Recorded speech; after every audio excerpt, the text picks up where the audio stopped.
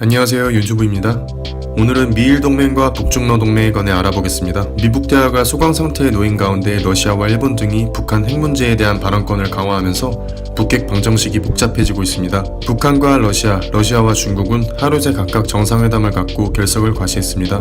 미국과 일본도 주말에 정상회담을 열어 비핵화 공조 방안을 논의했는데요. 이에 남북미 대화 재개 방안을 놓고 고민하는 한국의 현실성 있는 비핵화 해법과 미국을 설득하는 외교력이 절실하다는 지적이 나오고 있습니다. 도널드 트럼프 미국 대통령과 아베 신조 일본 총리는 26일에서 27일 미국 워싱턴 DC 백악관에서 만나 북한에 대한 최종적이고 완전하게 검증된 비핵화인 FFVD와 대북 제재 유지에 대해 논의했습니다.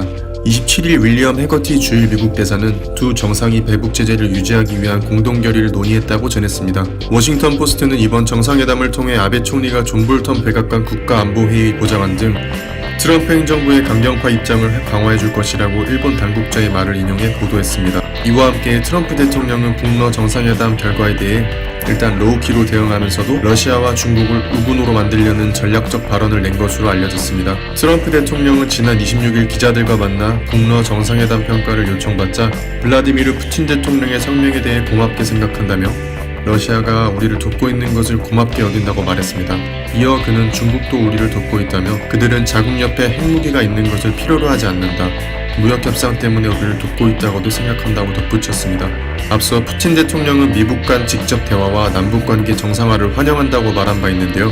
북한이 하노이 담판 결렬 이후 러시아와 중국의 밀착을 시도하며 비핵화 문제의 원심력이 커질 것이란 우려가 제기되고 있는 것을 트럼프 대통령이 모를 리는 없습니다. 러시아, 중국에 대한 우호적 발언을 통해 미북 양자 대화와 유엔 제재의 틀을 그대로 유지하기 위한 전략적 발언으로 해석되는 이유입니다. 미 국무부도 김정은 북한 국무위원장이 북러 정상회담에서 협상 교착의 책임을 미국에 돌린 데 대해 여전히 북한과 건설적 협상에 관여할 준비가 돼 있다고 밝혔다고 자유아시아 방송이 27일 전했습니다.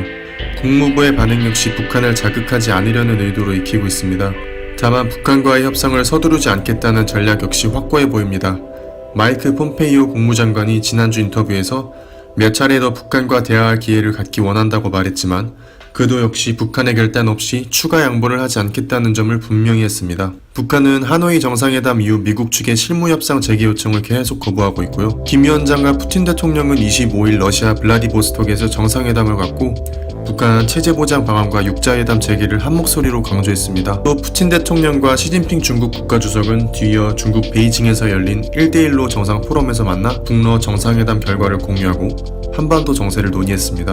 푸틴 대통령은 27일 러시아와 중국은 한반도 문제 해결에 대한 로드맵을 갖고 있다며 북한 체제 안전을 보장해줘야 한다는 취지의 주장을 폈습니다. 일본은 이번 정상회담을 통해 자국의 최우선 관심사인 일본인 납북자 이슈를 재차 환기하는 데 성공했습니다. 아베 총리는 미일 정상회담 후 기자들과 만나 북한의 일본인 납치 문제 해결을 위한 북일 정상회담 실현에 트럼프 대통령이 전면적으로 협력하겠다는 의사를 표명했다고 말했습니다. 아베 총리는 납치 문제와 국교 정상화 등 북한과의 여러 현안을 해결하기 위해 북일 정상회담 추진 의지를 거듭 밝혀왔습니다. 그동안 미북 양자 대화를 촉진하는 데 집중해왔던 우리 정부도 이제는 이러한 흐름에 맞춰 4강 외교에 눈을 돌려야 한다는 지적이 제기되고 있습니다. 대화 촉진자로서의 역할 수행을 위해선 일본 등 주변국의 인정도 필요해지는 상황이 왔기 때문입니다. 이상으로 마치겠습니다.